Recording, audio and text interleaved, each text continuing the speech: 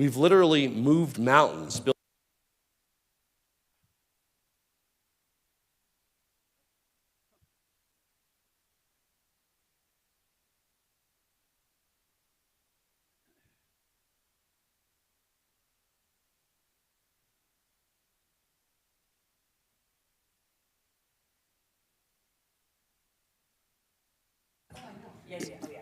Recording in progress. Good evening. It's the Tuesday, May 6, 2025 City Council meeting here in Chambers. If you could have a roll call, please. Mayor Pro Tem Dickinson. Here. Councilmember Fahey. Here. Mayor Lay. Here. Councilmember Cooperman. Here. Councilmember Hefner. Here. Councilmember Hamilton. Here. Councilmember Kern. Present. All right, good. Next is the Pledge of Allegiance. Would you join me? Pledge of allegiance to the flag of the United States of America and to the republic for which it stands, one nation, under God, indivisible, with liberty and justice for all. Okay, can I get a motion to approve the agenda, please? So moved. Second. All in favor? Aye. Any opposed? Okay. The next part of the meeting is public comment on items that are not on the agenda or items that are on the consent agenda. Got a little speech that I've actually written out on this to try to maintain some continuity and clarity here. If you'd like to make public comment about an item not on the agenda or about an item on the consent agenda, or want to make a public comment later regarding items that are on the agenda and have a public comment period, please fill out a written card, which you can find right outside of council chambers. Give it to the clerk at the end of the dais, and she will call your name when it's time to come up and speak. When you come to the podium, please state your name and where you live. You don't have to give us an address, but the city where you reside in. There's a timer on the screen behind me, I do believe, and you have up to 3 minutes to speak. Or if there is one or more other people in the council chambers or online who are willing to pool their time with you, you can speak up to 6 minutes. You don't have to speak for the full 3 minutes. You don't have to speak for the full 6 minutes, but you have that time. If you hear somebody who makes the same point as you do, but we would really like to say that you support that, there's nothing wrong with coming up and saying ditto. There are people who do that, or if they disagree completely with the point, and other people have covered that, that's fine to say that you disagree completely with that point as well. As to public comments on items not on the agenda, council members will not be responding because the item is not on the agenda. The same is true regarding items on consent agenda, which are not subject to public comment unless a council member or council members want to place it on the regular agenda. One final thing is that we want wide participation here, and so we would appreciate it if you'd refrain from clapping or booing or stomping your feet or whatnot during the comments and in between, so that people feel comfortable coming forward and speaking, which is a real intimidating thing for a lot of people. Not because of us, but because of just speaking in public generally. So with that, do we have any public comments on items not on the agenda? Up first is Catherine Smith, followed by Tamara Krantz.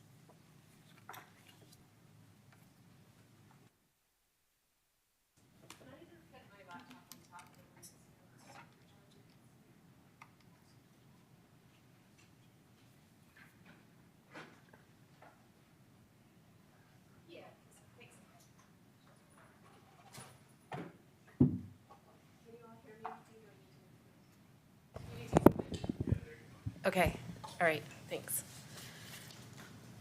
I'm Catherine Smith. I'm a resident of Ward 3. And I'm going to say that I know that I made a hard ask, that asking you to take the award of the pros contract off of the consent agenda is a hard thing for you to do, but I think it's an important thing for you to do. And that's why I'm here tonight. I know that sometimes you have items before you that can be fixed after the fact, but I think there are a lot of things here that need to be fixed now and can't be fixed later. So what can't vigilance fix? Vigilance can't fix the allocation of expenses. And what we're trying to do here is there's a historical pattern of using the open space as a slush fund to fund the expenses of other divisions. And what we have from the staff in the latest memo in response to your request for clarification of the allocation is an explanation of where the money comes from. But where the money comes from is not a justification for how the money is going to be spent. Once it is open space's money, it should be spent on open space. Vigilance can't fix a trails plan that has been formed on an incorrect foundational basis. We need to know where the good habitat is, where the species of special concern are living, where are the wildflowers? And once we know that, we can decide where our trails belong. We are obligated under our city charter to use good stewardship, and the right foundation is what we need in order to have good stewardship of our open space. Vigilance can't fix any of the contractual drafting issues. Importantly, there is no defined deliverable for open space, which pretty much means that whatever the consultant gives you is what you're going to live with, because you haven't spelled out what it is you're expecting. The contract doesn't say what the subcontractor ERO will do. So again, whatever they do is going to be okay. The contract doesn't even say that DTJ has to use ERO. And that was a precondition of open spaces agreeing to this particular setup. So why are we setting up a conflict for the future when with expending very few resources now, we could fix something that's going to become a burgeoning and consistent problem? The best course of action is for you to give the staff guidance, have them return at the May 20th meeting, and let's get this done. If there's something that you want LOSA to do, we are more than happy to do it. We're available to meet with the staff. We'd be happy to do that. Thank you. Up next is Tamar Krantz, followed by Matt Jones.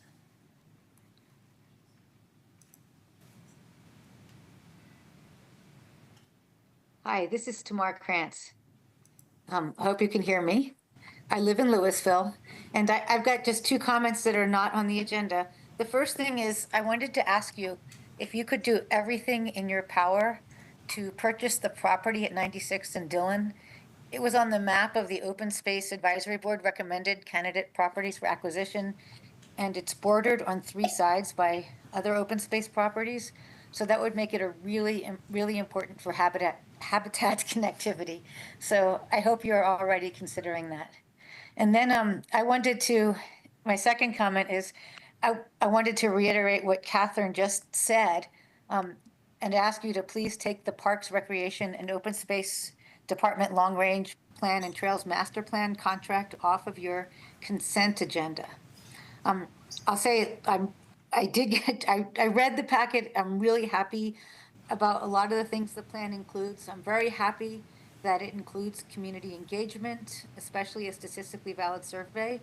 But I completely agree with what Catherine Smith just said, that it's not going to lead to an open space management plan. As you know, our open space management plan was last updated in 2004, and we really are in need of having this done. And just to point out, I don't know if Catherine said this, but reminding you to look at the exclusions. It specifically excludes an open space, wildlife, natural resources, archaeological and habitat inventory, and site-specific management and maintenance plans. And it specifically excludes field ecological inventory or open space management plan. And it excludes native prairie restoration plans and procedures. All of those things that are excluded, I think we really need. And I don't understand the intricacies of how this would be subcontracted, but please direct staff to add those things back in or take it off the agenda if that's necessary. Thanks for considering my comment. Thank you, Tamara. Next up is Matt Jones, followed by James Williams. Good evening, everybody. Can you hear me?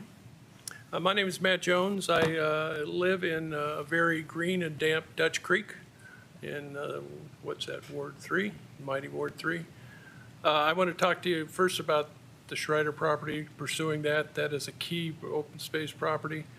I'm hoping that you'll be very active in trying to have that happen, working with the county, which I'm told is also involved.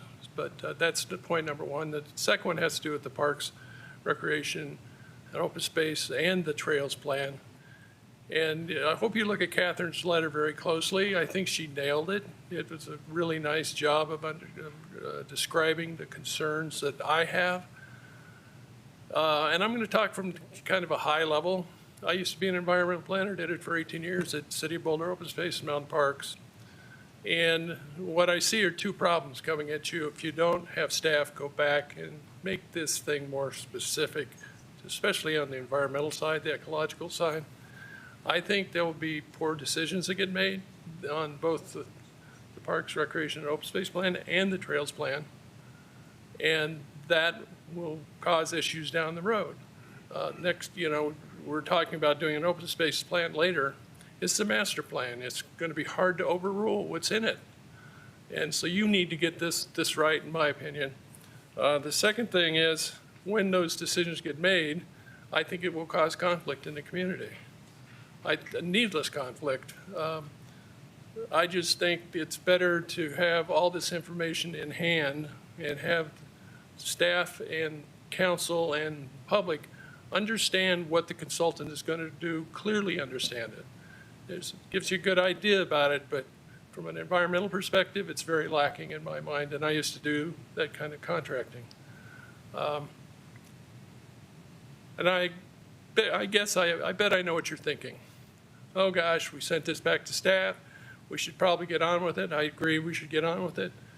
But you're going to spend more time, and there'll be more conflict in the community if you don't do the thing right in the first place. And you asked staff to do that. I was disappointed. There were some changes in the memo, but I was disappointed in how little it had changed and how little specifics the RO, the environmental consultant, had in the contract. You don't know what they're doing. I don't know what they're doing. Staff, I assume, might have more knowledge of what they're doing, but it's not written down. And the clear agreements make clear friends, right? That's what we need to be having here. Can you please ask staff to redo the memo so that it is explicit and we have a smooth process where we can constructively figure out what we need to do these projects, both in the Parks, Recreation, and Open Space Plan and the Trails Plan. I'm real concerned about the Trails Plan. You don't put the environmental stuff in there, you can't do your constraint planning, and you'll put trails in places that shouldn't be ecologically. So thanks for your time. Thanks, Matt. Next up is James Williams.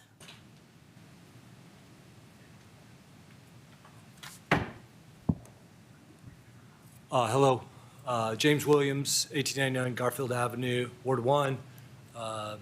Mr. Mayor, council members, thanks for having public comment. Always appreciate it. I provided a couple pieces of paper to the clerk for your review, and I'll talk about what that is. I'm here in support of underpasses and pedestrian bicycle infrastructure throughout the city, in particularly in Ward 1. I've been really pleased to see a lot of the planning come along through the South Boulder Road Transportation Plan and identification of potential underpasses there. From that plan, there was a couple of underpasses identified near Via Appia and near Main Street. The least cost underpass is at South Boulder Road, just east of Via Appia, of which I'm very interested in seeing that move forward. It's perfect connectivity with the existing trails and Cottonwood Park and the church property there. Not only an opportunity for an underpass, but an opportunity for further infrastructure improvements across the area, additional connectivity into some of the businesses and/or bike paths to move from that underpass to get our citizens safely around Louisville. My daughter's in 6th grade. I live on the north side of South Boulder Road. She crosses South Boulder Road every day to go to LMS. And South Boulder Road has more cars than I think any sort of central roadway in Louisville, where there's a lot of residences. And I think safety is very important here, in addition to the great connectivity that would provide.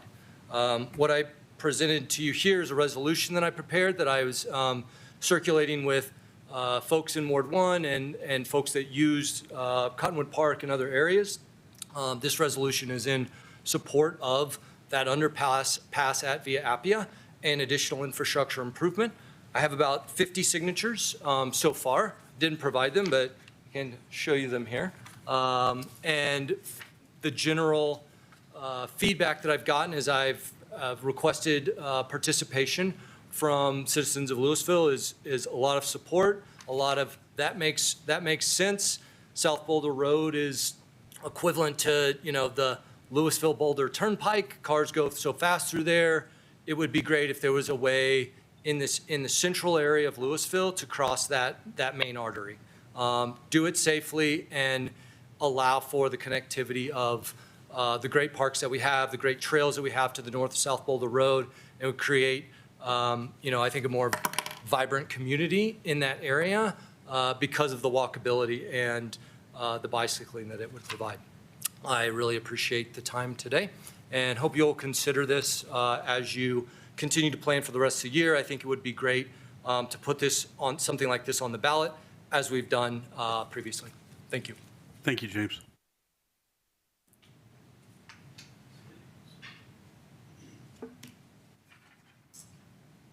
Move on to the consent agenda. Do we have a motion for approval of consent agenda? So moved. Second. Any discussion? All in favor? Aye. Aye. Aye. Any opposed? Nay. Okay. Council informational comments and committee reports is the next item. Yes, Councilmember Fahey. Yes, I just wanted to mention an article that I read in the Boulder Daily Camera.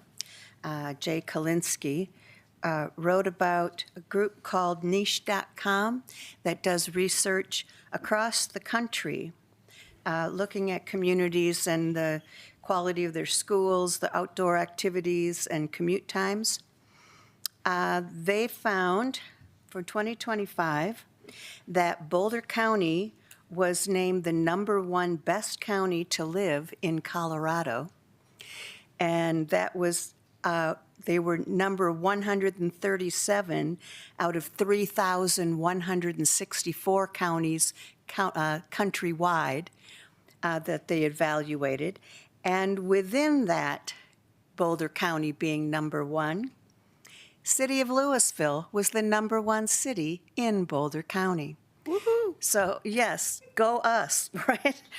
And it was all because of the quality of life, the schools, public schools, family friendliness, outdoor activities, health and fitness, and nightlife. So we're doing okay. That's all. Thank you, Tim. I have one. There was some question whether Louisville was going to be part of the Monarch High School graduation parade, which celebrates the graduates from the high school, many of whom come from Louisville. Some come from Superior. Thank you very much to our city manager and working with a couple of other folks in the city, including the chief of police. And we are back in the parade, and there are a variety of places where you can find the map, but it's probably a little too small to show, but we'll make sure to have this up, I think, on the website or somewhere.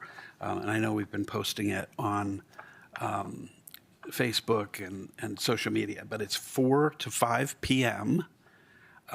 Next Saturday, May 10th. And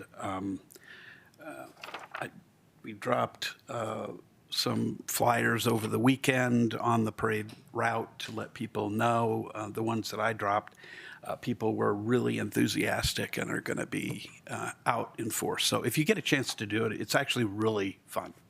And I think the students will be very safe this year in what they do in the vehicles as they're going. So, and it'll be a lot of fun. So I wanted to mention that. Anybody else have any informational comments? Yes. Just give Councilmember Hefner. a brief one on behalf of Councilor Kern and myself on the Airport Task Force, which is the Boulder County and Superior lawsuit against the Rocky Mountain Airport was dismissed in the trial court, I think for jurisdictional reasons. And I understand that the town of Superior is considering an appeal.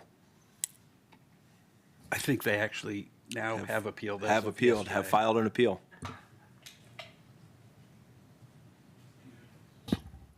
All right. City manager's report.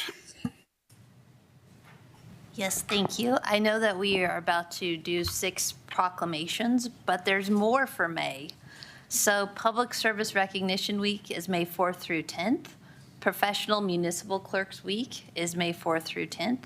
National Police Week is May 15th through 21st. May is Mental Health Awareness Month. And in terms of upcoming events and programs, May 10th, we have the Ranger Mystery Party. May 10th is Louisville is partnering with Lafayette and Superior for an Electrification Expo at the Superior Community Center. May 10th, there's also a rain barrel workshop at the Recreation Center. At the library, there's storytime sessions with Opera Colorado. May 14th is the Historic Preservation Landmark Plaque Ceremony and Walking Tour at 6 p.m. at the Historical Museum.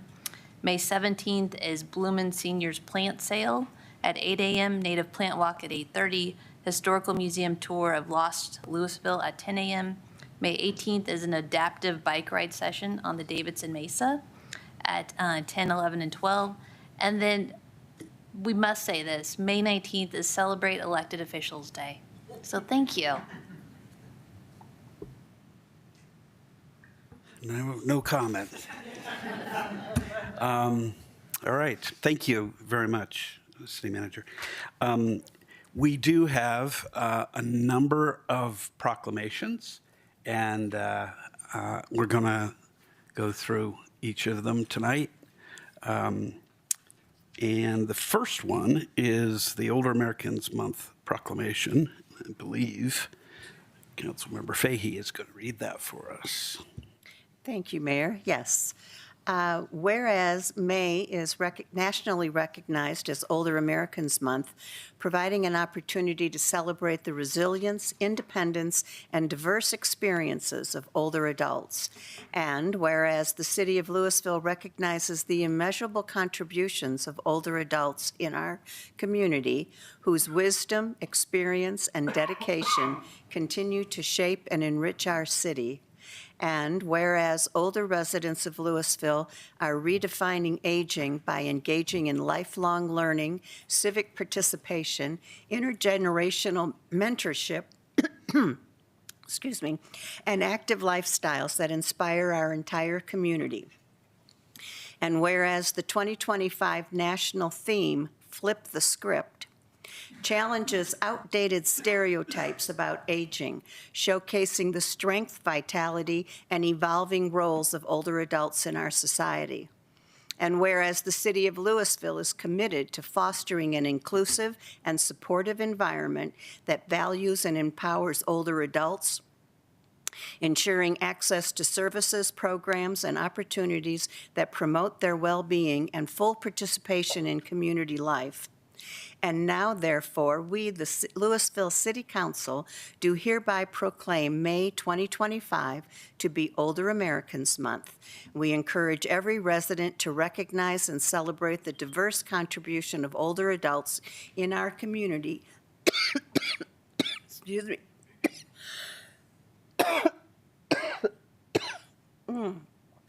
By embracing the spirit of flip the script.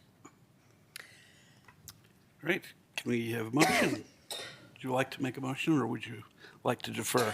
All right, I'll move that we approve the proclamation. I'll second that. All in favor? Aye. Any opposed? Next, one we have before us is the Asian American, Native Hawaiian, and Pacific Islanders Heritage Month proclamation. And I believe Councilmember Kern is going to read that to us. Thank you. First, it's a privilege to proclaim this on behalf of the city of Louisville, especially since for the last 3 weeks I have had laryngitis and couldn't speak. So this is kind of fun for me, actually. So Asian American, Native Hawaiian, and Pacific Islander Heritage Month 2025 proclamation. Whereas observed during the month of May, Asian American, Native Hawaiian, and Pacific Islander Heritage Month celebrates the people, cultures, achievements, and contributions of Asian Americans, Pacific Islander Americans, and Native Hawaiians. And whereas the observance began in 1979 as Asian Pacific Heritage Week, which was expanded in 1992 by President George H.W. Bush to a month-long celebration, rightly so. And whereas Asian Americans and Pacific Islanders are the fastest growing racial group in the United States and includes cultures from East, Southeast, and South Asia, the Pacific Islands, and Hawaii. And whereas we recognize the significant contributions to many facets of American culture and society, including science, medicine, literature, art, sports, government, activism, and law, and whereas we value inclusivity, racial equality, and our shared responsibility to honor the history, traditions, and involvement of Asian American, Pacific Islander Americans, and Native Hawaiians in our history. Now, therefore, the City Council of the City of Louisville does hereby proclaim May 2025 as Asian American, Native Hawaiian, and Pacific Islander Heritage Month. Thank you. Thanks. Would you like to make a motion? Yes, I move that we approve the proclamation for Asian American, Native Hawaiian, and Pacific Islander Heritage Month 2025. Second. All in favor? Aye. Aye. Wait for Councilmember Fahey. Any opposed? Okay. Next is the Historic Preservation Month proclamation. Did I miss? Oh, jumped over one, didn't I? Jewish American Heritage Month proclamation. Josh Cooperman. All right. Whereas, since first arriving in the 1600s, Jewish Americans have played a vital role in shaping the cultural, economic, scientific, and social landscape of the United States. And whereas, Jewish American Heritage Week was first celebrated in 1980 and extended to the month of May by President George W. Bush in 2006. And whereas, Jewish Americans have made significant contributions to science, medicine, engineering, journalism, the arts, and in public service, including the nation's highest court. And whereas, in addition to celebrating the contributions of Jewish Americans, it is also a time to honor their resilience in the face of discrimination and genocide. And whereas the celebration of Jewish American Heritage Month also serves to combat anti-Semitism by promoting understanding and appreciation of Jewish American culture. And now, therefore, we, the Louisville City Council, do hereby proclaim May 2025 as Jewish American Heritage Month in the city of Louisville. Sure. I move that we approve the proclamation for Jewish American Heritage Month. Second. Okay, all in favor? Aye. Any opposed? All right, now we're ready for the Historic Preservation Month proclamation. I think Councilmember Hamilton is going to. Thank you, Mr. Mayor. Whereas the 1966 National Historic Preservation Act established the National Registration of Historic Places and state historic preservation offices, and whereas in May 1973, National Preservation Week was established, which grew to Historic Preservation Month in 2005. And whereas local historic preservation revitalizes neighborhoods, promotes economic, social, and environmental sustainability, and maintains community character while improving livability. And whereas it is important to celebrate history and the significant contributions made by the diverse residents and cultures that came before us to build this community into what it is today. Whereas the city of Louisville is proud to have 53 historic homes and 15 historic commercial properties that celebrate our past and are preserved for future generations. And now, therefore, we, the Louisville City Council, do hereby proclaim May 2025 as Historic Preservation Month in the city of Louisville. I move that we approve Historic Preservation Month proclamation. Second. Aye. Any opposed? All right. Next is the Small Business Week proclamation. I believe Mayor Pro Tem Dickinson is going to read that for us. Thank you, Mayor. Yeah, I'm excited to get to read this as a small business owner myself in this community. So whereas Louisville's economy is driven by small businesses who take risks and invest in our community. And whereas 70% of Louisville's businesses have less than 5 employees and 98% of Louisville businesses have less than 100 employees. And whereas small business owners contribute to the fabric of Louisville's small town feel, and whereas small businesses work to grow the local economy and keep dollars circulating in Louisville, and whereas National Small Business Week has been celebrated by the Small Business Administration across the nation since 1963 to highlight the programs and resources available to entrepreneurs and small businesses, and whereas Louisville works with and takes pride in our small businesses and celebrates their wins as the big impacts that they are, and whereas the city of Louisville supports small businesses and supports efforts to help and elevate small businesses in Louisville as they open, grow their businesses, create jobs, and add continued vibrancy to Louisville.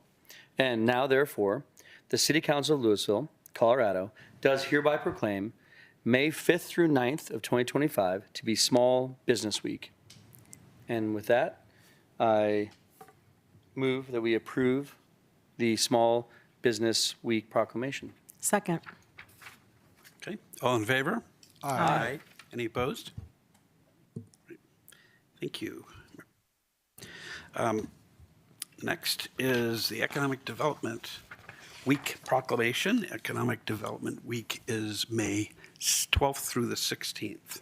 That is to say, next week. Whereas economic development professionals are committed to creating, retaining, and expanding top-tier opportunities that facilitate long-term equitable community growth, and whereas the economic development profession cultivates thriving neighborhoods, champions sustainability and resiliency, boosts economic prosperity, enhances the quality of life, and builds robust tax bases, and whereas economic development professionals operate throughout diverse economic environments, including rural, suburban, and urban settings, local, state, provincial, and national governments, public-private partnerships, chambers of commerce, institutions of higher education, among many similar organizations and associations, and whereas economic development professionals serve as stewards, bridging connections between community stakeholders such as residents, business leaders, elected officials, industry executives, educational administrations, to collaborate in promoting job creation, community success, infrastructure advancements, and an optimistic future. And whereas economic developers contribute to the betterment and progress of Louisville, Boulder County, Colorado, and whereas an expanded incentive program was adopted in early 2025. Staff conducted over 30 formal retention visits and 50 business traction activities in 2024. 55 New businesses joined Louisville in 2024, and staff continues ongoing site selection searches and responses. And whereas Louisville has over 18,000 employees and 1,200 businesses. Now, therefore, the City Council of Louisville, Colorado does hereby proclaim May 12th through the 16th, 2025, to be Economic Development Week. And I move to proclaim Economic Development Week, May 12th through the 16th, 2025. Second. All in favor? Aye. Any opposed? Right. Thank you very much. Next item is ordinance number 1895, Series 2025, Contractor Insurance Requirement Amendment, first reading. We are going to begin doing a little bit more on first reading than we have done in the past. Frequently, it's just to set the public hearing. But there's going to be a staff presentation, and then we'll set a vote to set the public hearing if council chooses. So through the mayor, if I could just explain the process change. Please. And so with the past practice has been that there's a first reading in which there's not a presentation by council, and then the public hearing is set, and then during the second reading is when there's a presentation by staff and there's more discussion. And so we're changing the process so that staff does a presentation as part of the first reading to not only introduce the topic to council, but then also to the public, that then provides the 2 weeks in between the first reading and the second reading for staff or the public to ask additional questions, council to get clarification, or if something just really strikes council as wrong as part of the first reading, we can go back to the drawing board without setting the public hearing as part of the second reading. And so this is the first time implementing this process tonight. We look forward to council feedback as we continue to do this. And with that, Rob. All right. Thank you, Mayor, members of City Council, Rob Zucchero, Community Development Director. I'm going to be presenting on this item. So this is an ordinance, again, for first reading and setting the public hearing for May 20th. So I'll give an overview of the proposal. So the city began, I believe, contractor licensing in 2016. The ordinance that we have now that dictates how we do contractor licensing was last updated in 2013. It was kind of a wholesale change to the ordinance, it looked like. There are some proposed amendments that staff has initiated that we think will improve our licensing process and our inspection processes as well. So the proposal includes allowing that the city for the city to verify that contractors hold general liability insurance. Right now, our ordinance says that when you apply for a contractor license, you have to attest when you sign, but it doesn't say anything beyond that. We've actually had some instances, or an instance where there was a question about insurance, and we just figured out we didn't have the ability to simply request proof of insurance. So that was kind of the impetus. So when we got into it, there were some more improvements to the ordinance that we wanted to make.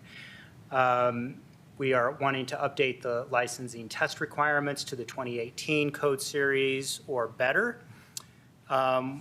We have a provision in there that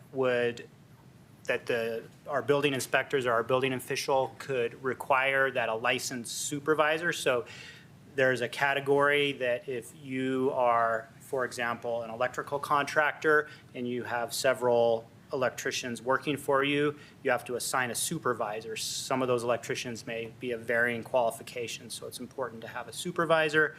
If the city deems it necessary, we would like to have the ability to require that supervisor on site for inspections.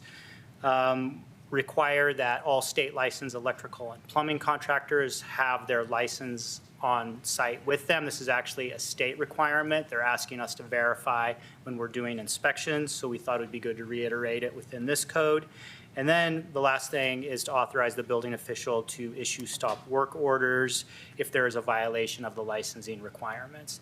If there's ongoing licensing issues, we have the ability to have a hearing with our Building Code Board of Appeals. They can actually revoke licenses and take other actions if there's repeated violations, but we would also like the ability to issue a stop work order for more minor issues until they're resolved. So that's a summary of the proposed changes, and we're recommending approval on first reading and setting the public hearing for May 20th, 6 p.m. Thank you, Director. One thing that I would encourage both council and anybody in the public to do is to provide any questions to staff in the time between now and the time of the public hearing, get any clarifications that we can. If there's anything that requests staff to bring back, any supplemental materials, please do that. So I move that ordinance. Oop, do we have? Sorry, go ahead. Should we do that now, or should we do that? If you have something right now to request, go ahead. Okay. Yeah, so there is one thing I would really like us to add to this update of our licensing. And that is, I'd really like to see some kind of requirement for education or training around heat pump and heat pump hot water heater installations. I can be more specific if that would be helpful. Right, so I think at this point, we'll take questions or requests. I don't know if it's appropriate to recommend amendments to the ordinance at this time. I think it's just a request for additional information. It may be. So I'm not for taking any- example, I could bring back information on our peer cities, if either any of them have similar requirements within their licensing standards, or are you looking for something different, Councilman Cooperman? I mean, I haven't looked extensively about what other cities are doing, a little bit. I mean, I don't know. I guess what I'm asking for would be an amendment technically to what's in the. I think the time for amendment will be at the public hearing. If there's particular information you want, that's a different story. Go ahead, Mayor Pro Tem. Yeah, I think this is new for us, right, to have any discussion at all, questions during first reading. And so I think, maybe the idea is be prepared for possibly that issue coming up when we have our second reading, and what how that would or not be an appropriate amendment. So we have some time to think about that. And the only one I would add is just a curiosity, maybe you can answer just today, is you said that, contractors would be expected to be up to date on at least the 2018 code. Since we have a 2021 code in place, why wouldn't they be required to be up to date to the current code that we're implementing? Right, so I think it's the testing standard that they have to meet. Okay. It says 2018 or later. So I think the intent is that, we could change that language potentially if this is an issue, just to say the most recent version of the code that the city has adopted, for example. So I don't have a good reason for that. This was something our building official had wanted to update. Yeah, and I, of course, I have no idea, how long that takes or how quickly it'll be implemented. I could imagine a thing where we pass the 2024 code, and if we have something in this that says you have to be, up to date with our most recent code, and they haven't had chance to take a test, they haven't had, I could see there being a problem, so maybe not quite the most recent, but so there's reason for that. I would be curious if what. Yeah, let me get a those- better answer for you for second reading That'd be great. from our building official, Mr. Root. Thanks. All right. Do we? More. I think. Go ahead. Yeah, thank you. First, I think this is great to actually use the first reading opportunity to do something. I just want to read briefly from our code about what we're supposed to do on first reading, which is after the first reading, the council shall vote to amend, adopt, or reject the ordinance or take such other action as it deems appropriate.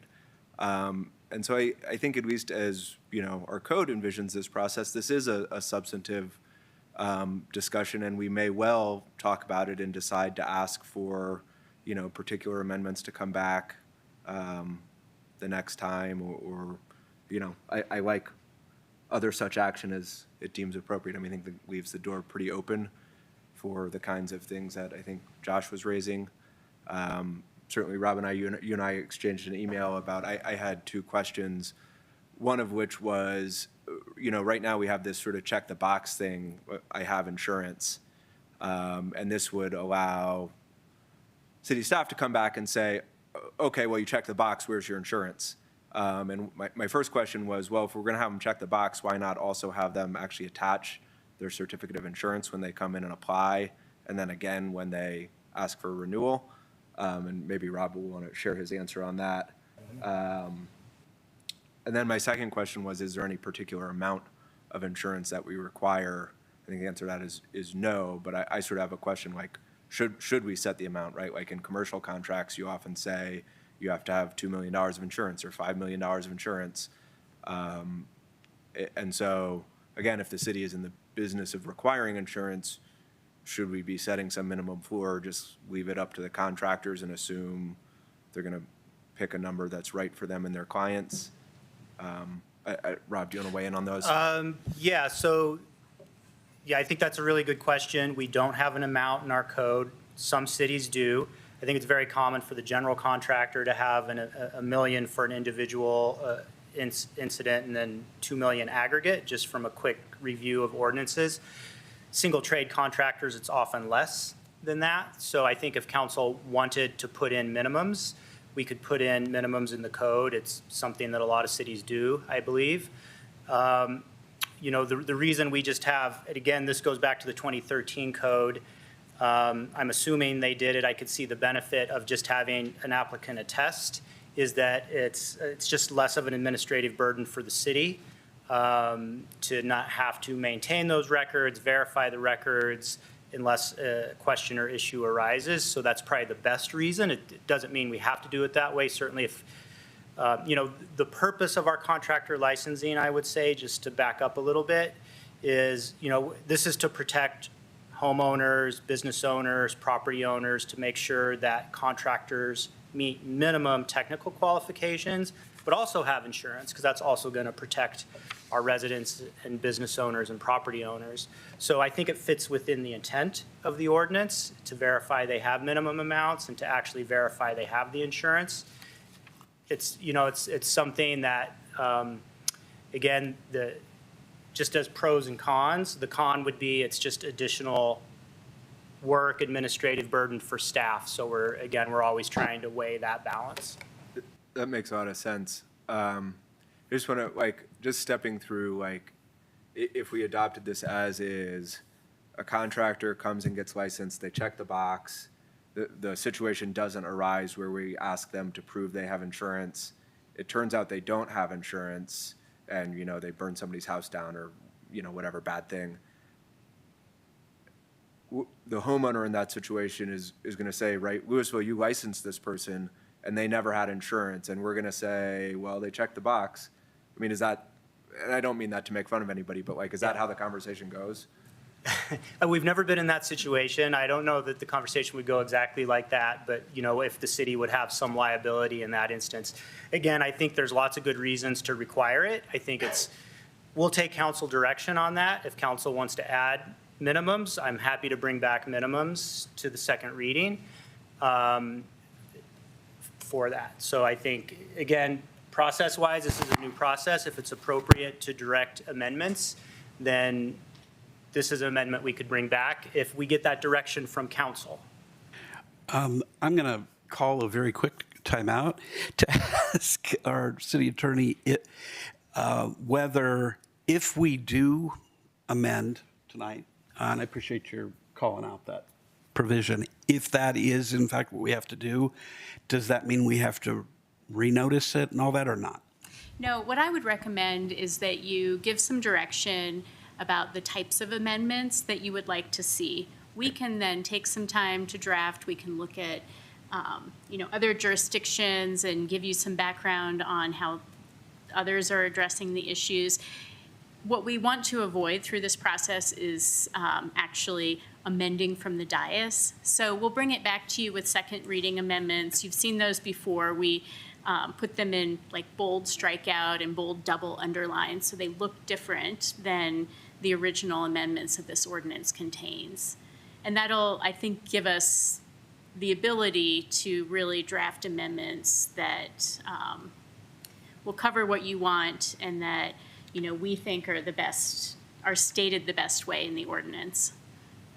Thank you. That is a relief that we don't have to draft from the dais. Anytime we can avoid that, the better.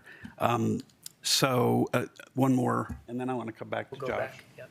And I'll come back to Councilmember Hefner as well. Go ahead. Thank you for bringing up the minimums.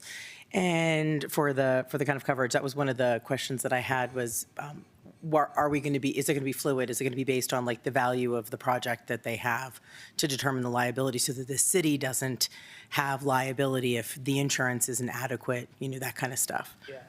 So I don't think the city is going to have any liability by running this licensing program.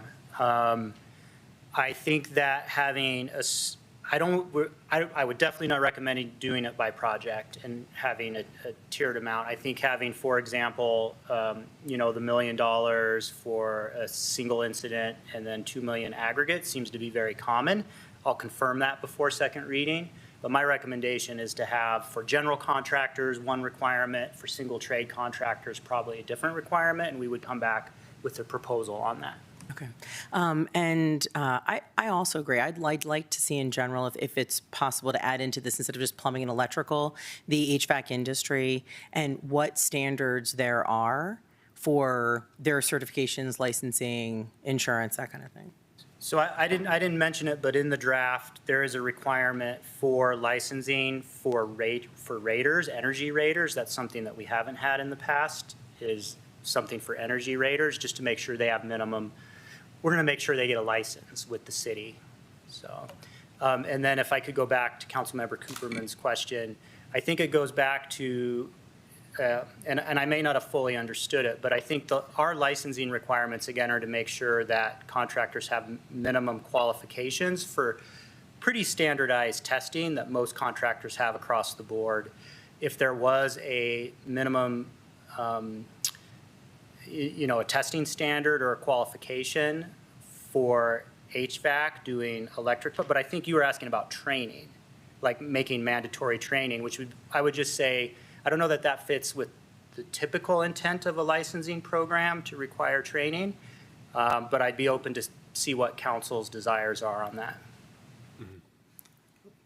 It sounds like we have, I think we're going to have to do this formally with a motion and then include these two things. But it's, what I'm hearing is, one, we have an interest in having an amendment related to insurance minimums that is based on best practice. We'll have maybe and other similar communities experience, and then we'll have an opportunity on second reading to massage it and vote on that.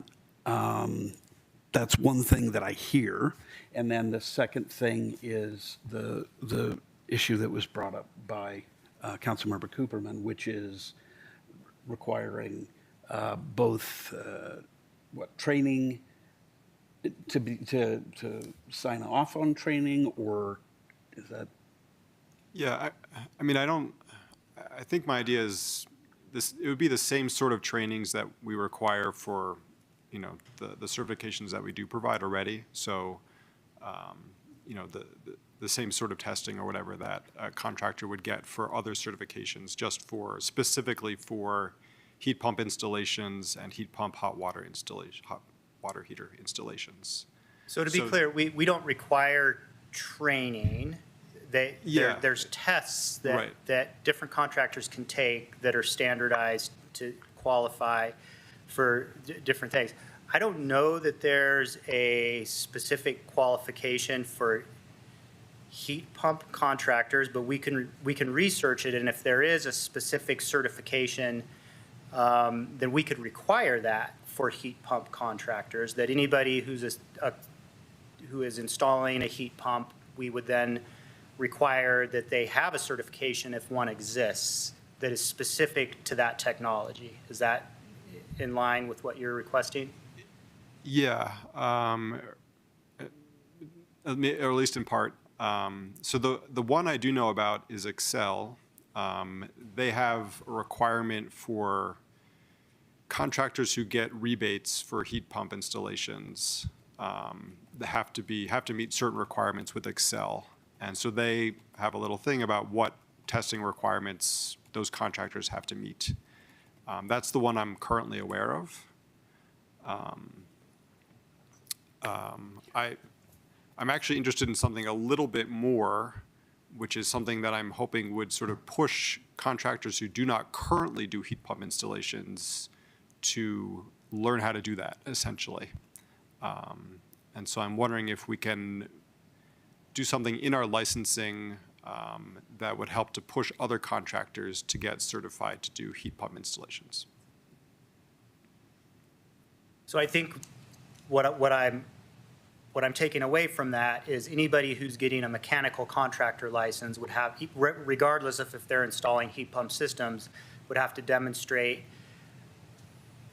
either a certain training or certain testing for heat pumps, is what you're proposing. So I think if council as a whole wanted us to either research that or research it further and come back with a potential amendment in alignment with that, then we would be seeking council's direction on that. One clarification on that. I mean, isn't it possible to say if they are planning to do a certain kind of work, they need to, I mean, could you limit it to the particular kind of work that might get you into doing heat pump installation? I mean, I understand what you're saying is to have a whole permitting process that required everybody to do exactly the same thing. That's one thing, but. Well, I think we could do it either way. I'm just trying to reflect what I'm hearing Councilmember Cooperman say. I'm inclined, I mean, one of the things, this is new to all of us doing it this way. I'm wary of getting too much into the weeds, but I really would like to, frankly, sort of move the discussion along and maybe permit or suggest that those, the amendments that we're talking about offering tonight be drafted, and then we can come back for a more fulsome discussion later on. We could easily say no, vote on each one of them as is, but we're going to spend most of the evening on this if we get too much further down the road of drafting language. So through the mayor, Yeah, I please. just want to make sure that we stay focused on what the intent of this ordinance modification is, and it's really to make sure that there's proof of insurance for contractors. In regards to Councilman Cooperman's request, I view that as a different topic from the ordinance that's before you tonight. And if council would like us to evaluate that, we can most definitely do that. I would just suggest that that be a separate path than this ordinance that we're proposing. I see quite a number of nods of the head, but I don't see Councilmember Cooperman's nod of the head yet. Could we put that to a future date? We work through the issue that you're raising. Yes, we could. I guess, when I looked at the agenda, it doesn't specify insurance in the title. So although it does in the printed one that is on the dais. So I was just thinking more generally about possible updates to our contractor licensing, and this is one that I'm interested in. I'm happy to separate it, but Okay. I would like to have a discussion about it. Councilmember Hamilton? Thank you, Mr. Mayor. So I too would love to see more contractors being educated and being able to provide, some of these more sustainable building practices.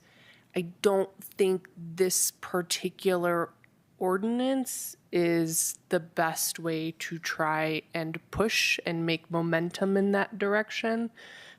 So I would like to focus with where we're at right now and maybe think of other ways to try to change practices and really try to move the needle forward in adoption of those practices outside of our ordinance, regardless of what the title is.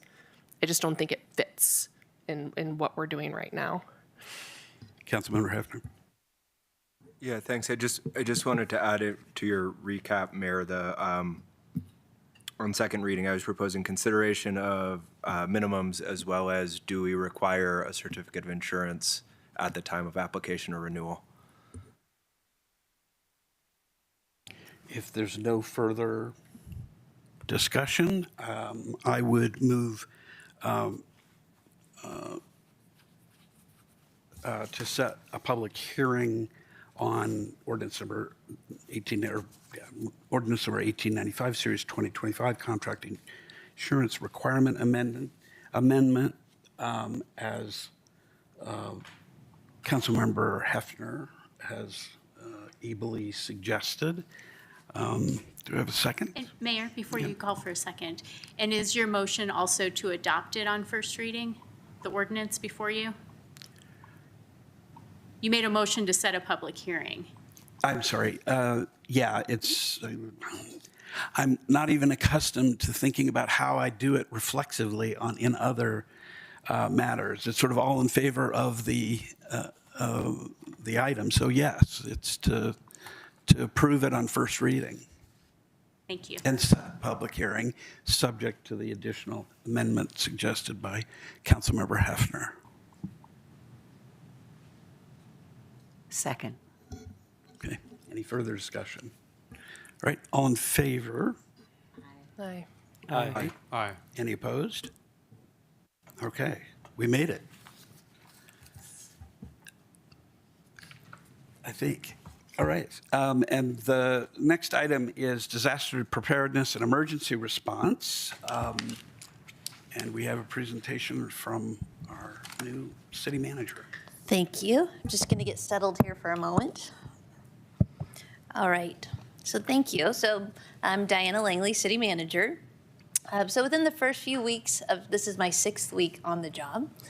Within the first few weeks of starting the job, I met with quite a few members of the community, including Sheriff Johnson, Chief Wilson, Director Mike Chard of Boulder ODM, residents, and I appreciate residents being here tonight, and a variety of people. And the common theme that I heard from those meetings was that Louisville needs to join Boulder Office of Disaster Management.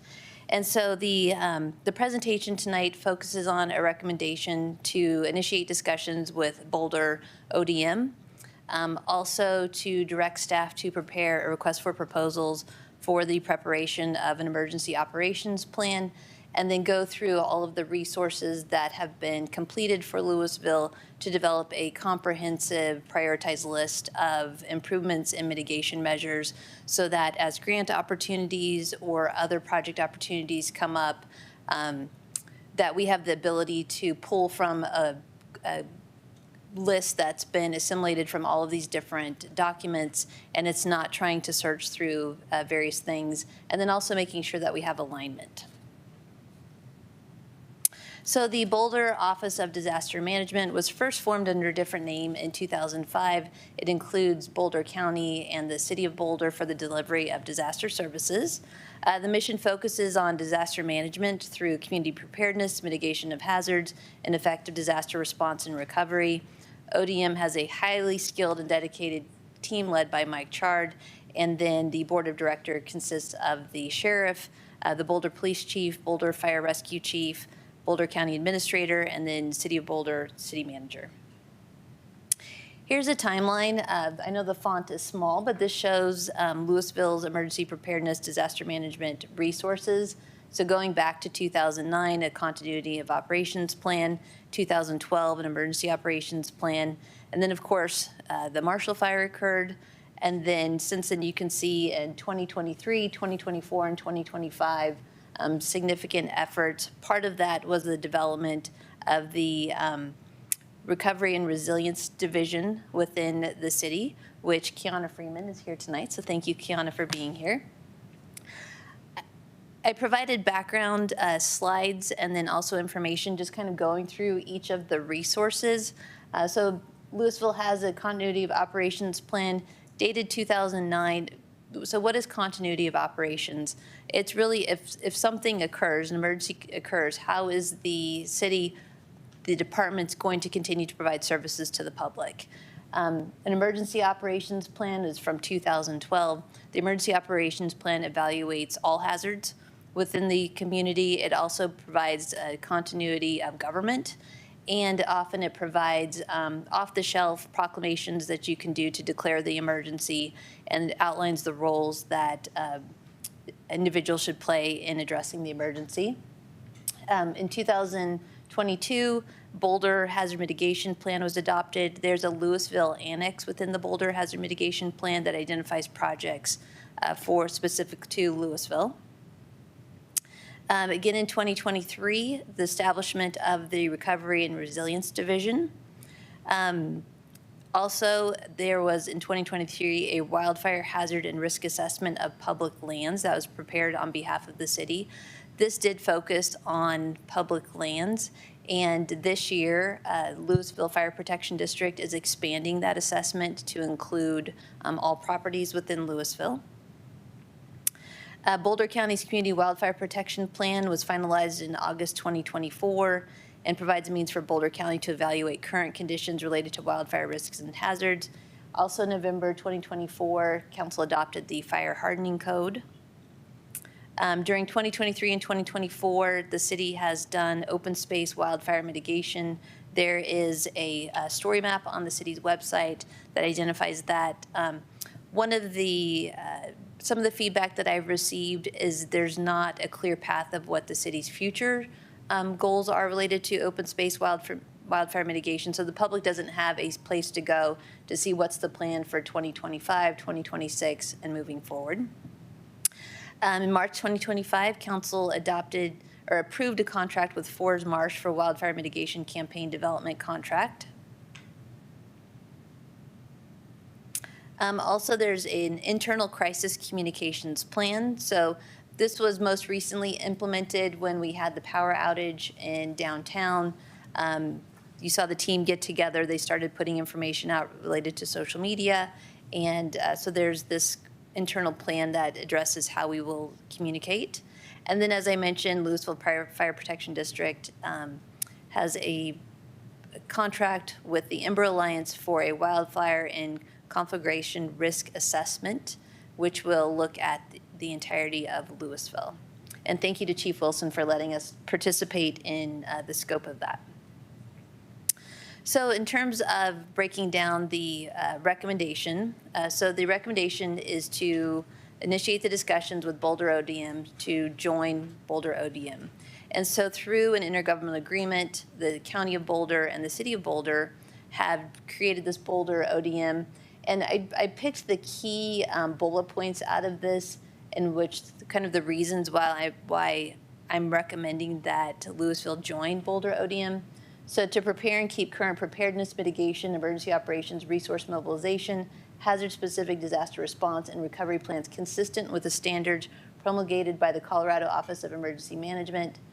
Develop an ongoing process of disaster risk assessment, prioritization of risks, action plan for risk reduction, after-action reporting process, improvement plan implementation, evaluation of results, coordinate disaster planning, training, and education efforts, operate the Emergency Operations Center, and then seek to secure federal grant funding and programs for emergency management, programs, community preparedness, disaster response, mitigation, recovery, and manage federal grant funding and programs. When you look at the scope of these services, this is more than what one person can provide for the city of Louisville. This is this group's everyday job. They are the professionals at this. This does not mean that we would not need somebody on staff, because we would still need that liaison with Boulder ODM. But what it would do is make sure that we have training for staff. We have training for all of you in terms of what is your role during an emergency. We could do enhanced training with the community, and then also making sure that our documents, once completed, are kept up to date.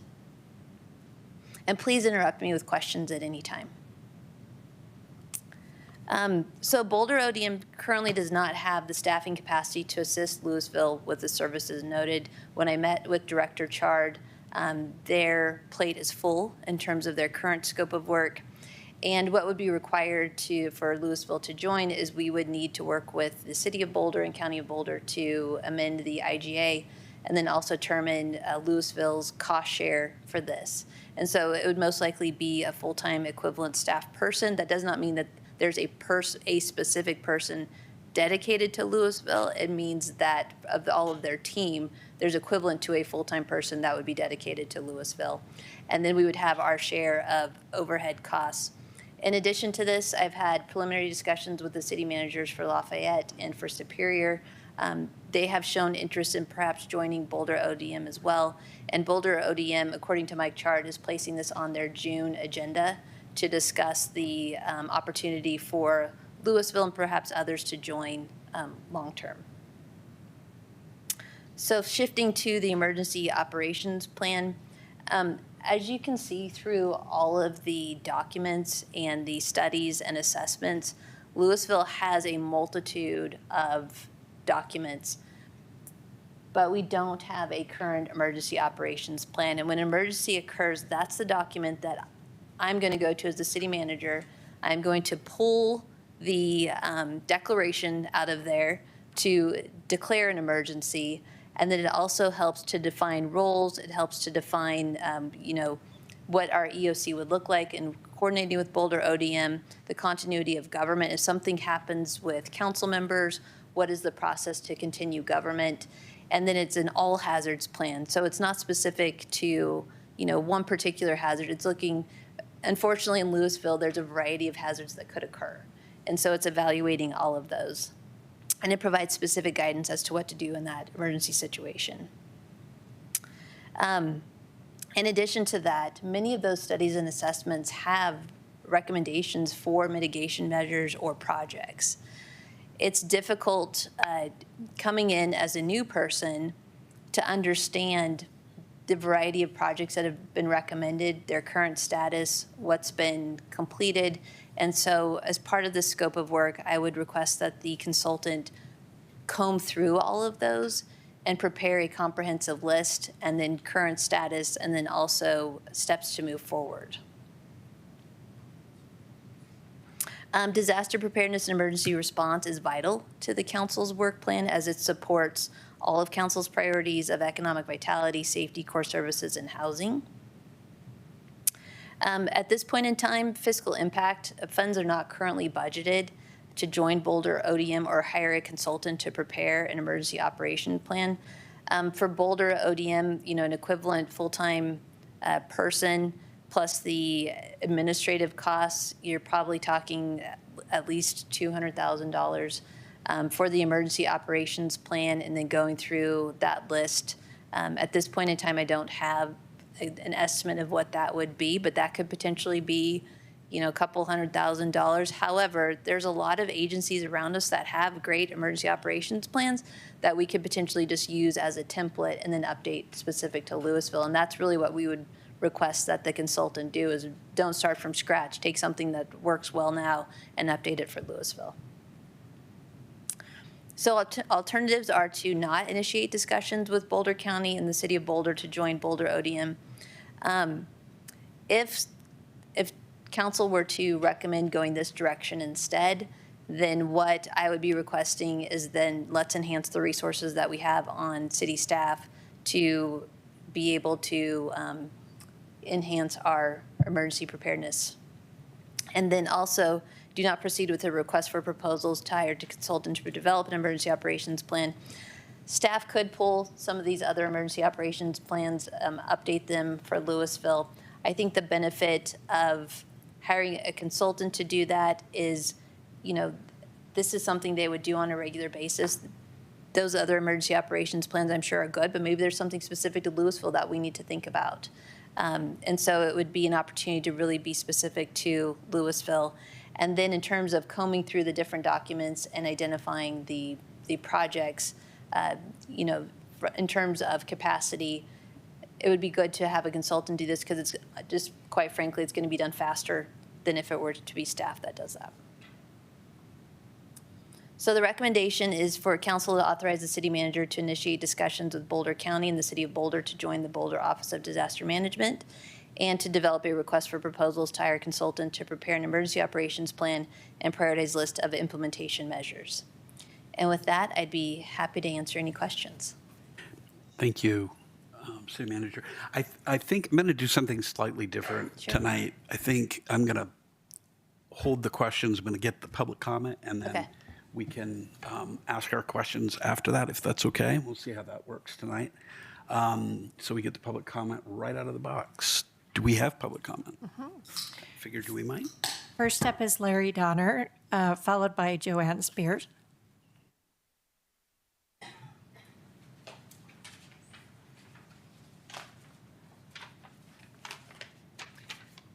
Good evening. My name's Larry Donner. I live at 1020 Willow Place here in Louisville.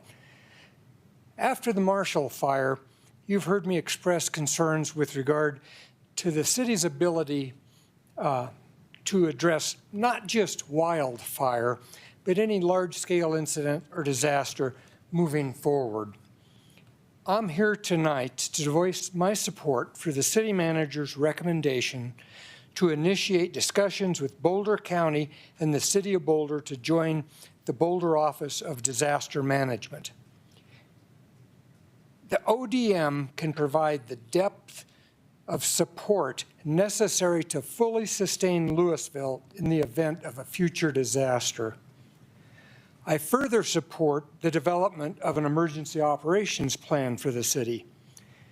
An EOP is essential to avoid a confused, disjointed response that can add to an adverse impact in the event of a disaster. An effective EOP will help contain and minimize the impacts of an incident to better protect and defend our community. These two recommendations, if adopted by council, can only improve Louisville's ability to safeguard the city and the occupants in the event of future unanticipated disasters. So I want to thank you for what you've already done and for allowing me to speak tonight. Thank you. Thank you, Larry. Next up is Joanne, followed by Tanya Samaru. Good evening. My name is Joanne Spears, and I live in the Enclave, which many of you know is right on Davidson Mesa. So we're really on the knife's edge of any, well, wildfire, but I understand this is for all disasters. And I can't thank the city manager enough for bringing what I believe essential to the safety of the residents, an emergency operations plan. I mean, we all know what happened in the Marshall Fire. And so if another disaster does occur, we don't want another, in my view, disaster during the evacuation that happened during the Marshall Fire. And so I'm here in support of both requests of City Manager Langley, and I hope and urge the City Council to please approve those requests. Thank you, Joanne. Next up is Tanya, followed by Lisa Hughes. Hi, Tanya Samaru. So first, I really want to thank Diana Langley. Thank you so much. No person has done more for my mental health than our new city manager, so thank you so much for getting up to speed so quickly and to making this a priority and for bringing this plan, this recommendation forward. I just want to say that everything she's recommended here is just the basic stuff required by the law, recommended by the federal government. FEMA recommends all cities do these things. You have a EOP, a COOP. You do threat and hazard, analysis. You do these things, and this is not. This is just the basics, guys. So, I have had. I was part of a group that the city was previously meeting with, and then they stopped those meetings, and we were discussing preparedness and things, and it sort of got further and further away. It went from us having monthly meetings to now only we'll answer a question if one of you send a question without multiple people on the email, and then we might just answer it to a website and not to you, and you're supposed to go to the website and read if we updated it. So we went a long ways from having public engagement to having none. And so because of that, I ended up digging into this and core requesting documents and talking to a lot of people.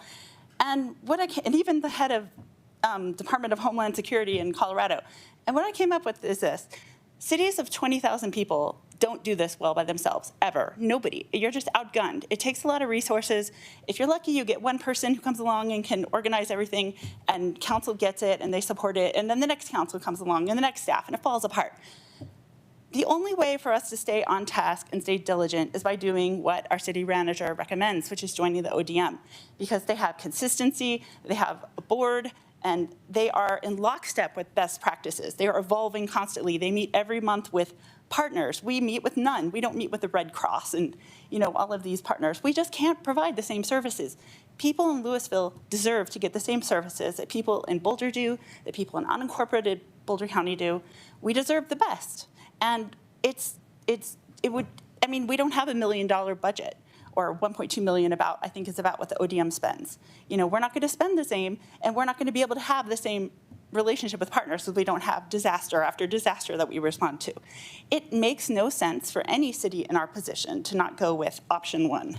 So I just want to say thank you so much, and I hope you take that into account moving forward as a resident who brought forth very reasonable concerns with other people. And it took 3.5 years for us to have this concern at council, or to have this conversation. Accountability, keep that in mind. What is the path forward that gives our city accountability? That we're going to have consistency, that we're going to do something and stick with it. Thank you. Thank you, Tanya. Next up is Lisa Hughes. Hi, thank you. I'm Lisa Hughes. I'm a resident of the Cornerstone neighborhood, and I would just also really like to thank City Manager Langley for all of her work on this and for meeting with us on her second week on the job. I am very supportive of everything she said, and I agree with everything else that's been said. I feel like an emergency operation plan is extremely important, and I too want to avoid some of the things that happened with that during the Marshall Fire, and I think everybody's learned lessons from that, and this is the time to move forward.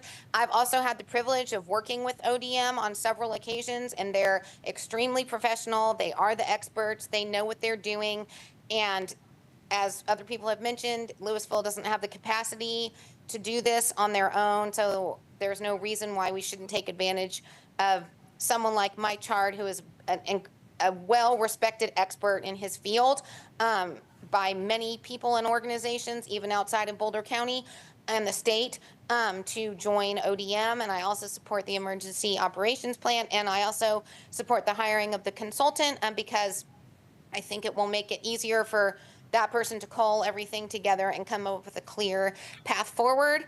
And I think I've also sent in comments on this, maybe so you don't need to hear anything else, but I also wanted to point out that in addition to all the other proclamations and things that are celebrated this month, this is also Wildfire Preparedness Month. And I know we're talking about all disasters and hazards here, but I just want to point out that this seems like a timely time to move forward with this, given the fact that it is Wildfire Preparedness Month as well. So I really hope that you'll support this. I realize there's a fiscal cost, but as the city manager said, there are grants and other opportunities available, I believe, from the county as well as other places to hopefully help pay for it. Or, I don't know, maybe there's other ways to do it, but I think it's extremely important, and I think it needs to be moved forward, and that, it will take the burden off of a lot of people on city staff, as well as just make residents feel safer. Thank you. Thank you, Lisa. Any other comments? Okay, good. Thank you for the comments by the people who have chimed in here. Why don't we start on council with questions? I want to sort of reemphasize something that we've, I think the city manager mentioned, but the request, or the recommendation, I should say, not the request, but the recommendation is to do two things: initiating discussions with Boulder County and the City of Boulder to join the Boulder Office of Disaster Management, BDM, and to develop a request for proposal to hire a consultant to prepare an emergency operations plan and prioritized list of implementation measures. So with that in mind, and obviously there are alternatives that are there as well in the slides and that she discussed. So with that, questions for staff? Yes. I have one question, and that's that we do have to negotiate with Boulder County and Boulder in order to join the ODM. What happens if they say no? So if, here's some yelling out there. So with, with the discussion with Director Chard, and then also the discussion with Sheriff Johnson, I think that if Louisville is willing to pay its share, then, I think that they were hopeful that Louisville could join Boulder ODM. I think the other question would be if other agencies such as Superior and Lafayette want to join. And I asked the question, well, would one full-time equivalent cover all three agencies? And the responses would be one full-time equivalent for Louisville specifically. And so, with those discussions, I'm hopeful that we would be able to, but it would really come down to what would Louisville's financial portion be associated to join. But that's where, we would need to come forward to council and provide that information. And I also think it's important when they have their board meeting in June that, we attend to understand what the discussion is, because they're talking about expanding it to include other agencies. Would you want us to attend that also, or just staff? We would need to make sure that we don't have a majority of council there, but I would leave that open to council, but staff will definitely attend. Okay, thank you. Councilmember Kern. Thank you. Thank you for all the information. This has really been fantastic. What do you think the timeline is for both? With ODM, obviously it's still up in the air, but since you talked with Director Chard and also with our consultant, how quickly do you think they would be able to activate something? So with Director Chard, negotiating an intergovernmental agreement is not a fast process. And so that's why I'm recommending that we move forward with a preparation of emergency operations plan now, because it could take a while to actually be able to join Boulder ODM, not only from the IGA perspective, but then also getting the funds into the budget to be able to join. And they'd probably want to have it associated with some type of logical, whether it's a, budget year. And so that's why that's to be determined, but it could be a year or so for that process. In terms of the request for proposals, we need to develop the scope of work, develop the request for proposals, post it, obtain proposals, review them, and then make a recommendation to council, then actually do the work. And so that process is going to take a few months to go through that. Thank you. Other questions? Councilmember Hefner. Yeah, thank you. You mentioned as part of this, the sort of combing through of various other efforts that are in progress or maybe are completed. Are there sort of other planning documents that you considered as part of this proposal that we should really think about doing in the near term in addition to the EOP? So the EOP is going to also include a continuity of operations plan. That would be a portion of the EOP. And so as noted, that's kind of like the baseline of what we need. And that's, in discussing it with Director Chard, getting that in place while we're waiting to join Boulder ODM. And then once we join Boulder ODM, then we can do an assessment if there's more that needs to be updated to include Louisville. But getting the EOP that would include the COOP would be the starting point. Also, it's going to be important to get the updated wildfire risk and conflagration assessment from Louisville Fire Protection District to understand and get the updated mapping and of how, in different wildfire scenarios, how that could impact Louisville, because that would need to be incorporated into the hazard assessment as well. Great, thank you. Yes, Councilmember Cooperman. First, I'd just like to thank you for bringing this forward, even though you've only been with the city for several weeks. I have a few questions. So one of them, the city commissioned this emergency improvement plan in 2023 or something like that. And I'm just kind of curious about, do we have a sense for how that might overlap with what we would want a consultant to deliver?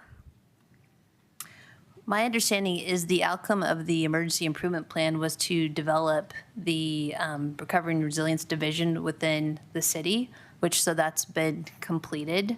I think at this point, because of the status of the current recovery effort, it's time to discuss what is the next step for that division. And so, I really think that that portion has been addressed. It's really evaluating these other documents, the multi-hazard mitigation plan, the wildfire risk assessment, that all of these other documents that have recommendations for projects, and evaluating those projects, evaluating potential funding sources, and looking at how they align with our priorities so that we can develop a comprehensive plan as to how to move forward, not only in joining Boulder ODM, preparing the emergency operations plan, but then also which projects do we want to pursue and how do we go about funding them. Because as noted, there is funding that's out there through various programs, and part of that would be for the consultant to provide recommendations as to potential funding that we could pursue. Okay.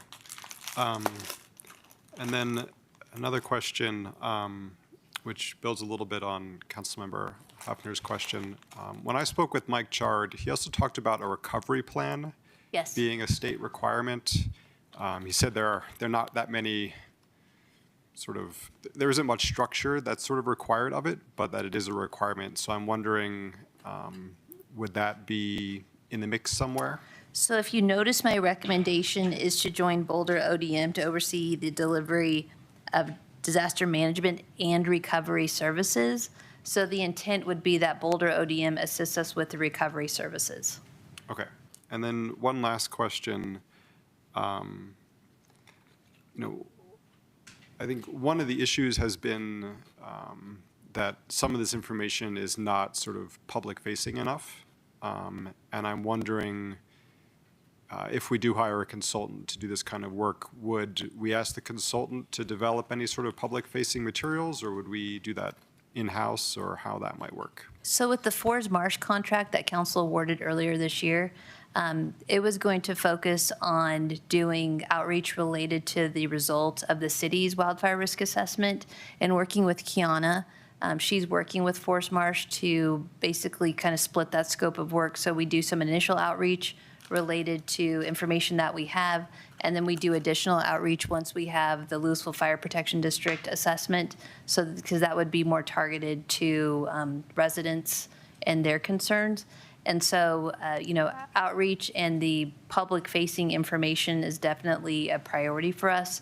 And then part of the city's overall plan is to update our website. Right. And so through the update of the website, that would also provide a better opportunity to have these documents in a location that are easy to find, and then also information that's easy to understand. Okay. Thank you very much. Yes. Other questions? Just a second. I'm just going to make sure we get through the whole crowd before we go back. Do you have any questions? Okay. Go ahead.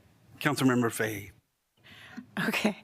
I was just wondering, I know that you've contacted the fire department and are cooperating with them and getting information and giving information.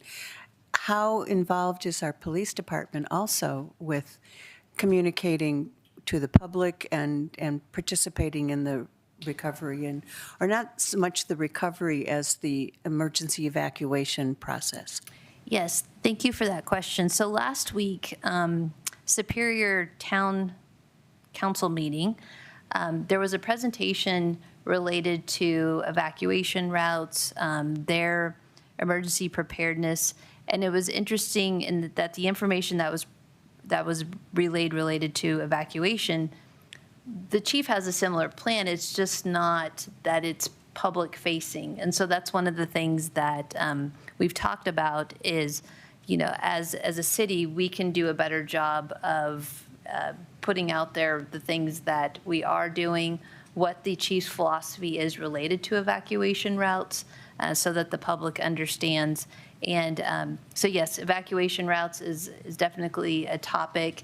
Chief does have a strategy related to evacuation routes of not only who can declare and determine that an area should be evacuated, flexibility to, rather than having a set evacuation route, because depending upon the location of the emergency or the type of emergency, it needs to be very flexible.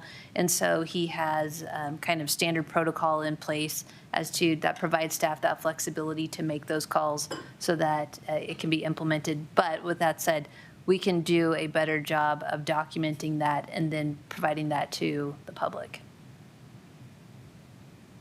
I have a few questions myself. Just to understand what we're sort of driving for, or maybe what BDM is asking us to provide. They're asking us to fund a position within their organization. Yes. Is that right? As opposed to an employee of Louisville who's then sort of seconded to that Correct. agency. And the reason is because of their current, with how they do their allocation of workload. That's why it wouldn't be a person that's specific to Louisville. It would be all of the employees would be able to work on Louisville-specific items because each of those employees have different areas of expertise. Mm-hmm. And so we would get the benefit of all of those employees, but we're essentially paying for one. Yeah, no, and I get that. I just wanted to make sure that that was what it was about. Has there been any thought, it's maybe jumping ahead a bit, but has there been any thought about requesting a board position? That would be something that would be negotiated through the IGA, and whether or not would it be the police chief that's on the board, because if you notice, it's police, fire, and then the city manager and the county administrator. And so that would be negotiated through the IGA as to who sits on the board, if the city would have a seat on the board, and how votes would count, that type of thing. Good, and thank you for that. Let's see, I think that.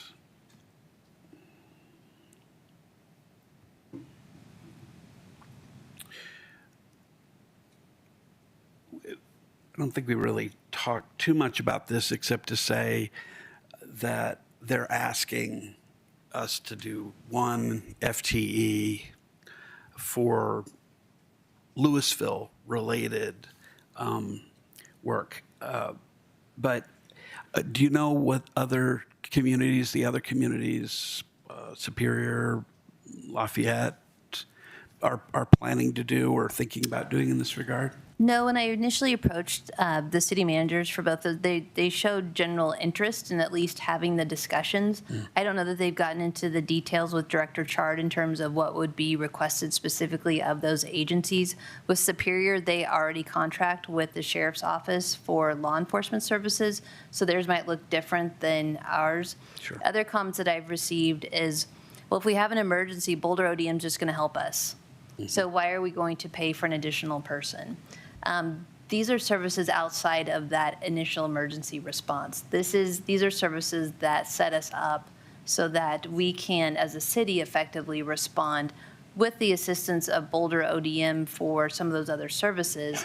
But it's not just taking for granted, and it's not receiving the same level of services that the County of Boulder and the City of Boulder are receiving through this IGA. Good. Thank you. That's just what I needed to know. Other questions? Yeah, Councilmember Cooperman. Just to clarify that sort of last remark, I mean, when the ODM does respond to something in Louisville, as I understand, at the end of the day, we do have to sort of pay them for their services, even when we're not, when we haven't been under contract with them. So that would be a different service than what we're requesting as part of this. Yeah. Right. Okay. I think for some agencies, they just take for granted that Boulder ODM is going to come in and take care of it. And they will come in and help, but like you said, you're going to be paying for it at some point in time. We're requesting additional services so that we are better prepared to respond to the emergencies.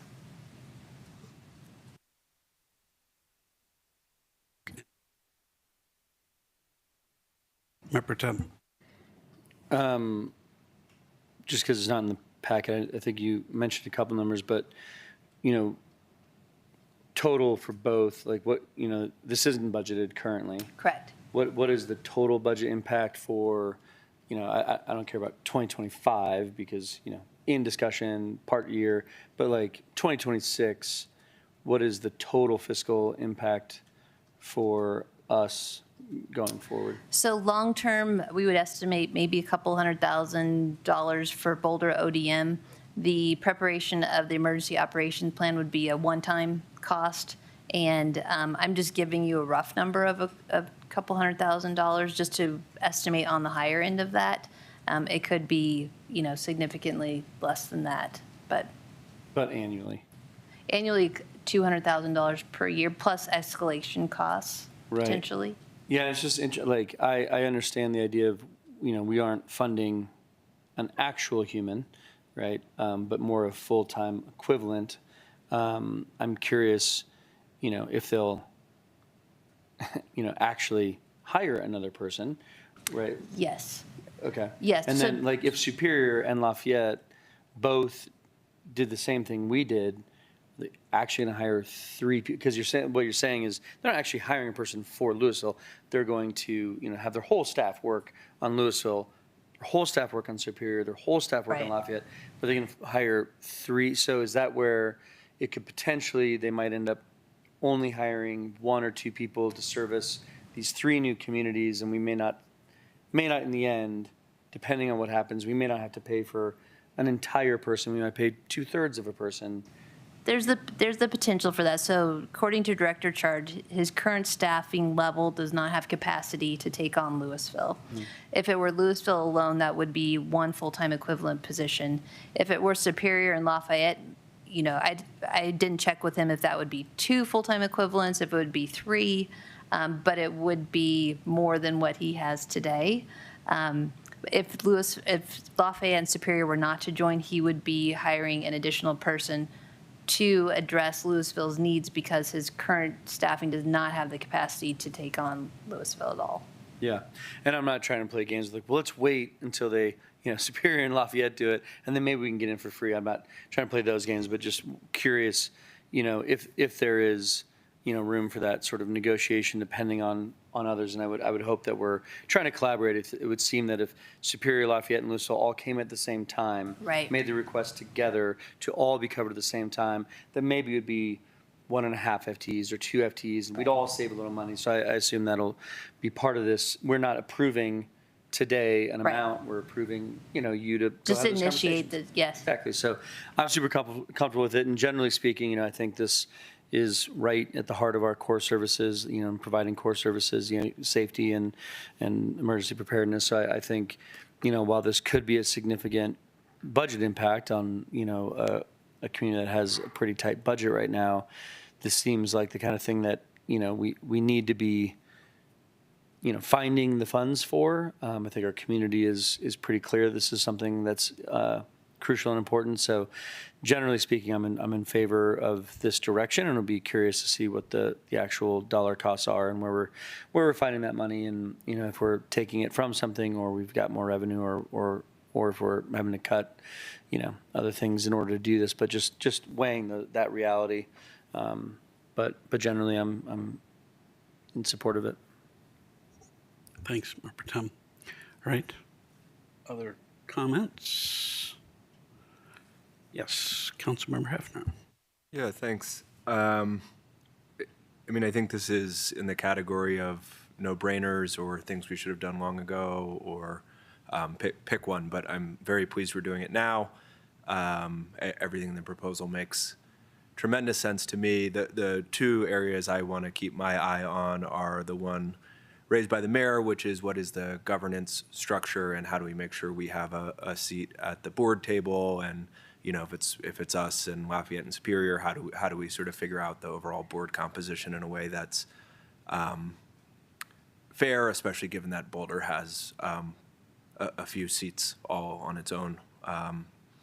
And I'm sure that'll all get worked out. And then the second piece is the Mayor Pro Tem's piece about just making sure we have the money to do this. And I'm sure as it moves forward, we'll be looking for ways to try and limit the budget impact and look for things that maybe the city has been trying to do or the city has been spending money on that now we can avoid by handing off to ODM.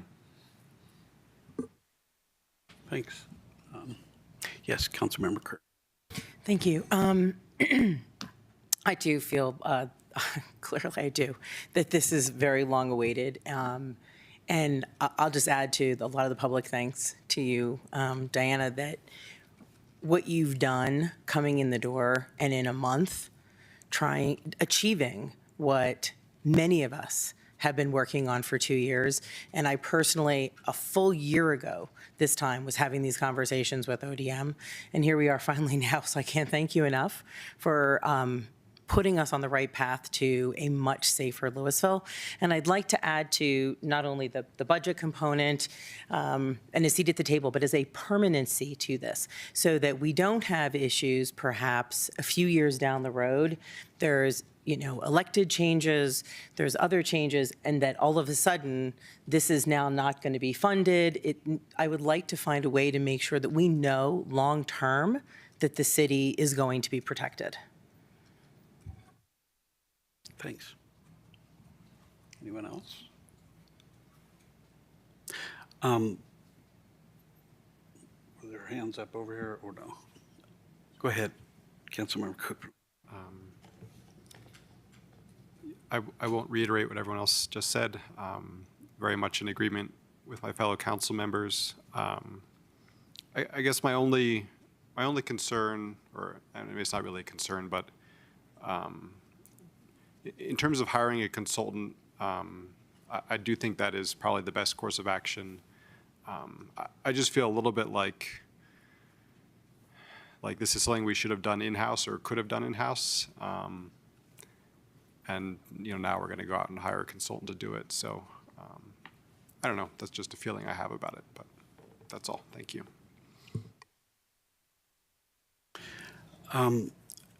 Just got a few points to make. Like others, I think this is a central core of what governments do, is to protect their citizens. And protecting your citizens is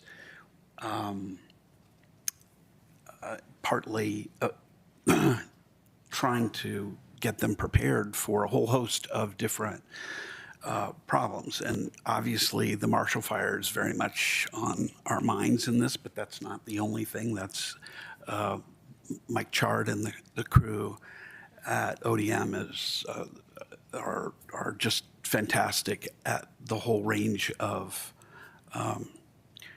disaster planning, management, recovery, preparedness. They're just super. And I have been hoping for this day to come for quite some time. And I talked with the sheriff about it several months ago, and actually longer ago than that. And I think that it's going to do wonders for our city to be a part of ODM. And I think, I get that the ODM doesn't have the capacity without our help to cover us, that's only fair that we bear our burden, although well negotiated. So it's a fair share of that. And they have the expertise that's just worlds beyond what we could have, because I think Samaru mentioned before that it's very hard for small cities to just be in a position where they can do this stuff. And I think that's the in-house piece for the consulting, a portion of the request or the recommendation. I think we just need somebody to help with the EOP. And the fact that, I mean, it just pains me that the EOP is from 2012. I think all of us are feeling that and the pressure to move. You know, it's past time. And I'm really glad we're moving forward. And the second is, you know, the reset that this implies. I think it's a reset because you're here, city manager, and I think you're going to be a big asset in not just the negotiation, but moving forward in all of this. I think, you know, when we were in the process, just to digress just a little, when we were in the process of recruiting and hiring you, certainly one of the things that was in my mind was some understanding and appreciation for the disasters that we've had here. We've had a number of disasters. I feel like I'm a disaster council person and mayor because we had the 2013 flood, and we had the pandemic, and we had the fire, and it's just like, you know, we have these things that are coming up, and this is going to be a really good step forward. But we needed somebody to help with that, and I want to give you kudos for this presentation and for the work that you've done before and the experience and knowledge that you bring to us. That's going to be very, very helpful. And I don't know whether people, our residents, necessarily appreciate that about you and the background that you've had in Yuba City beforehand. And you've got experience doing these sorts of plans, and I really value your recommendations here. And I can't think of a better person to be in that seat, because we've been focusing on the projects themselves, but it's authorizing the city manager to do this, and you're the right person to do it. So I'm very comfortable with both. I want to maybe emphasize, I think it would be good to see what we can do about board membership. However that comes up, I think getting that seat at the table will be helpful, both for them and for us.